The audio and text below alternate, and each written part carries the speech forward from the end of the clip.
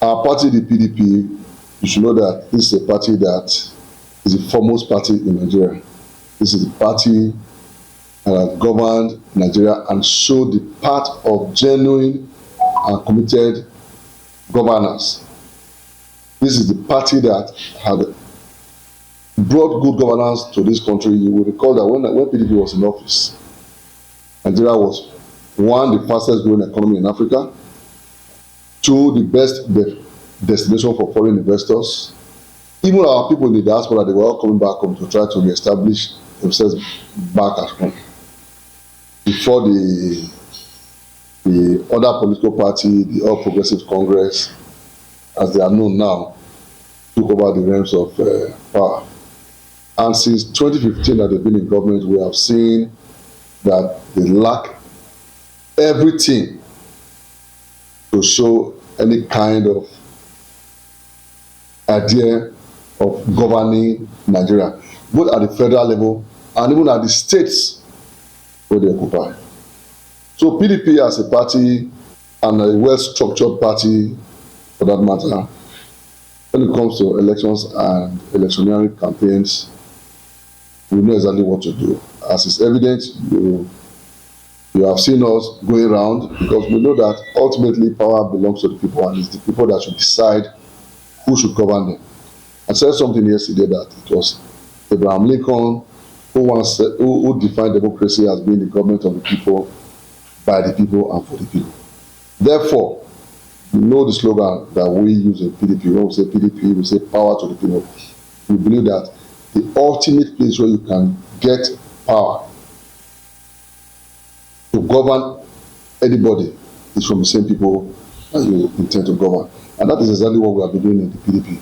We've been reaching out to people, we've been marketing our candidates, and we've been selling our programs to Edo people. And the good thing is that our candidate is so widely accepted.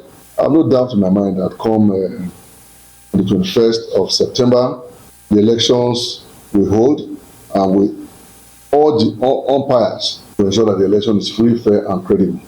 You and I know that our opponents are not even campaigning. They keep looking for unconventional ways to grab power. I use the word grab because they have nothing to sell. They have nothing to show to the electorate. Is it the hardship in the land? Is it the rising cost of commodities? Is it the insecurity in this country?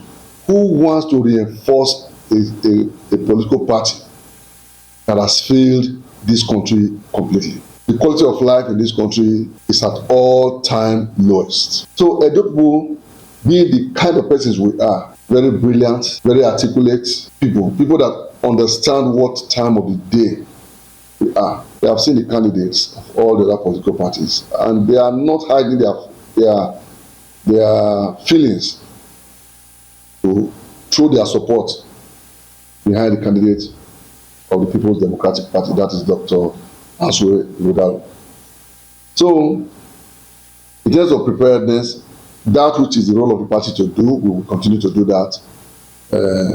Sell ourselves to our people, make our own internal arrangements to ensure that every vote must count.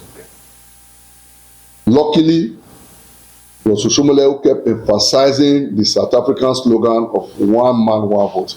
And in those states on the 21st, INEC, we have told them and will constantly remind them that in Edo State on the 21st, it will be one man, one vote, one woman, one vote. So the votes will count. We will monitor our results from the unit level to the wards, from the wards to the local government, and by the grace of God, from the local government to the state. And I'm sure by the time we get to the state collation centers, it will be very, very clear at the level of acceptance that the PDP government candidate has enjoyed from the people of Edo State. So we are not worried in that regard, except that the main opposition party in Edo State, which is the APC, like I said, they are looking for different unconventional ways to subvert the will of the people. By that I mean they have torn themselves to when you build up a child, for instance, and the child have no hope of being able to fight you, they are now calling on people. You will see that during their flag up of their campaigns, their youth leader was saying, call President Tinubu to come and help us. The president is the president of the whole Nigeria. Yes, he became president through the platform of the APC because he must be sponsored by a political party. But as of today, the president is the president of the entire country. And the president cannot give any state to anybody. The president does not vote here. So he cannot give Edo state to anybody. Edo people must and will decide who governs them. And like I said the other day, I was talking, President Tinubu, I respect him being a Democrat. He was one of those who fought the military to ensure that we had democracy. And I'm sure that the man would want to see an ideal democratic structure in place in Nigeria. If he could come from an opposition party to win the ruling party, the PDP, at that time, the party could win, and today is the president of Nigeria, he should understand that the will of the people cannot be subverted by whether you call it federal might. Like now, I cried out 2 days ago that they are using security operatives to search for PDP leaders all over the state. And all those are things that they are trying to do to get our people disenfranchised. But instead of the thing disenfranchising our people, it has made our people more resolved to say this election, we must vote. If they want to kill us, let them kill us. We will decide who will govern us. This is not totalitarian rule. This is not dictatorship. This is not military rule. Nigeria is already at that point where we cannot continue. We've had a lot of crises in this country, and the electoral crisis is not one of those crises that should be encouraged in Nigeria now. Everybody, all the political parties should continue to market their candidates. Let the candidates speak to the people that they intend to govern. Tell them what plans you have. Tell them how you intend to take them from the place where they are now to where you wish them to be, and let them know where you wish them to be as at that time. The PDP government has been the government that has benefited Edo people the most since 1999. I can tell you that for the period that the APC government was here, nothing really happened. Which areas did the APC government really do well in Edo State? Is it in the area of infrastructure, where we have infrastructural deficit in Edo State? Tell me one good road that the APC government under Adams Aliyu Oshomole did. People said he did something in the education sector. I said, what did he do? Red Roof. What is Red Roof? Under Oshomole, all the tertiary institutions in Edo State, was it the federal, was it the Edo State Institute of Technology at Usain? Was it the Edo State College of Agric? Was it the Edo State College of Education that was at Ekadolo? Was it the College of Education at Igweme? Was it the College of Education at Abudu? Was it the State School of Nursing that lost accreditation and was subsequently closed? Was it the State School of Health Technology where the infrastructure became like an eyesore? But when the PDP government took over again, over 3 years ago, all these schools, both the ones that lost accreditation, were re-accredited. Go and look at the schools today. Go and look at the education hub at Iyaru. Go and look at all those things. Look at infrastructural improvement. My village, Amagba, is just less than 5 kilometers away from here. For the 8 years that APC was in government, they didn't know whether people existed in that area. St. Xavier Road, where I grew up, for the entire period that there was APC government, Oshomole's government didn't know whether people lived in that area. But Obaseki came, took St. Xavier Road from the beginning to Idogbo, did Amagba Road, through Obage to Sapele Road. Even this area where I live, all the adjoining streets that you find around my house here, they are all tagged. The man has done so much, and because that is the way the PDP government is. PDP government is a government that has the love for the people, because you must love your people first before you can deliver to them the deliverables that come from democracy. So we are the party that has all the good things to offer Edo people. Obaseki has started well.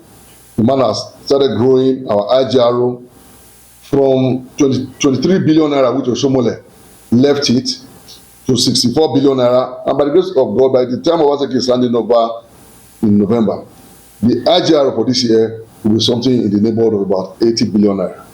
Because what comes from the federal is not enough for us to do anything.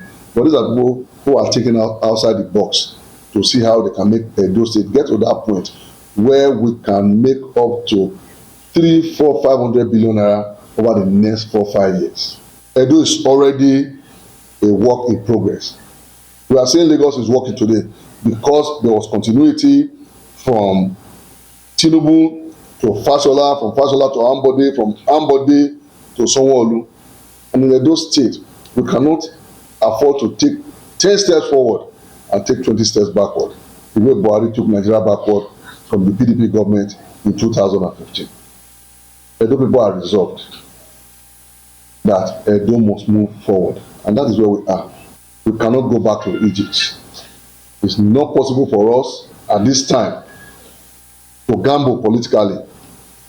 People who, it's not just for someone to tell you that he can govern in Edo State. That is not the point. It's not for him to say, oh, when I do 100 days in office, there will be something to show. Of course, there will be something to show, either positively or negative.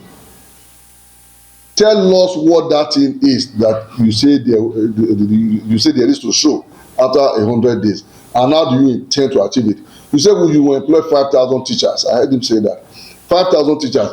Where is the funds that you want to use to pay them? How do you generate funds? Where do you get the funds from? What is our federal allocation?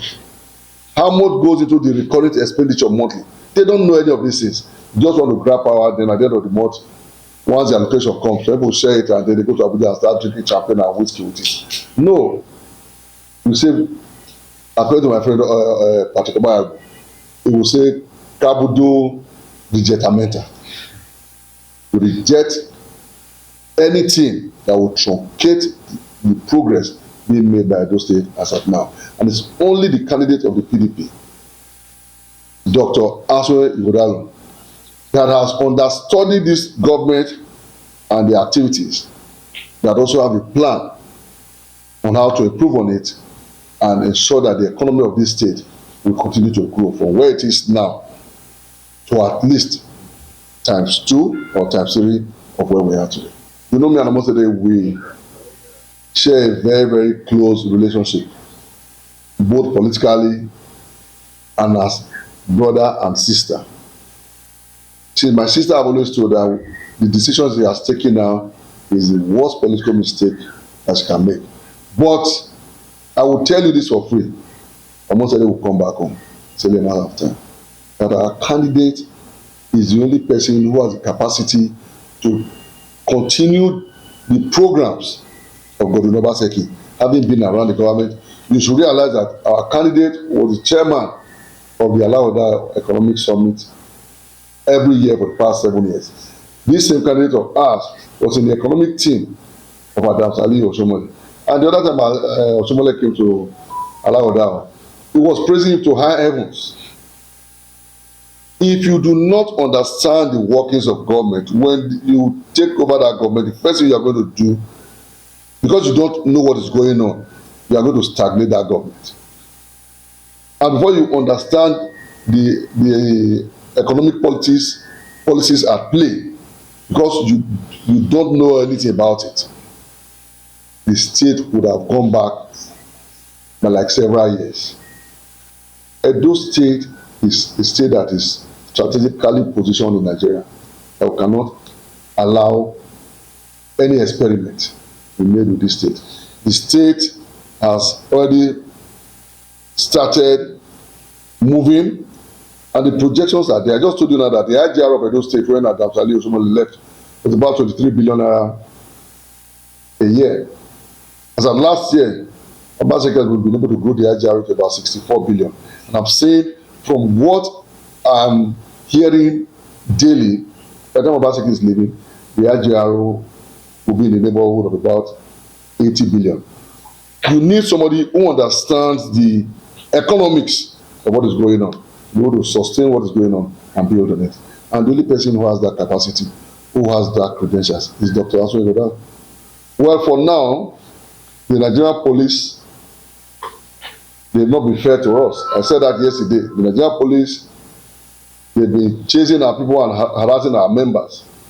It is very, very clear that what happened in the airport on the 18th was orchestrated by the former Deputy Governor, Honorable Philip Shaibu. He said it in Auchi Opoli, that I've only done one scene, and they are running up and down, they are running to hiding. I have scene 2, scene 3, scene 4, and scene 5. He said it openly, and I've expected that by now, the security agencies should have invited him, because he was saying, on that day, they go and vote. If they have 2 heads, let them come out. He's issuing threats, but we won't issue threats. We'll continue to sell our candidates and our program to Edo people. Because we don't wish anybody to die during this election. We don't wish any Edo person to lose his or her life because of elections. Because those people who issue these threats, their children don't live in Nigeria. Their children are not around Edo State during elections. During elections, they send other people out. When other people are dead, and families are bereaved, they can only go there one day and greet them, maybe they die just morning, and make promises that they never keep up to. This election is not worth the blood of one Edo citizen, one Edo indigene, or one resident of Edo State. So let them continue to issue the threats. If they want to issue the threats, let them put their, if they are sending people to go and carry gun and do all that is, let them put their own children at the forefront. That is the situation. So I expect that the security agency should have invited him by now, because when my DDG in charge of publicity and media, he said something that, oh, there are no posters at Ring Road, where other party posters there. The police was very, very quick to send the deputy commissioner to lead a team to go and arrest him at Potia Hotel. He was arrested, he made statements. On the same day, the police charged him to court. And he's on bail as we speak right now. But when they issue threats, say different things, the security agents are looking at the other side. But then, we have called them, we have told them, they are the Nigeria police and not the APC police. And they must be Nigeria police in this election. And INEC must remain neutral, and every vote in Edo State must count.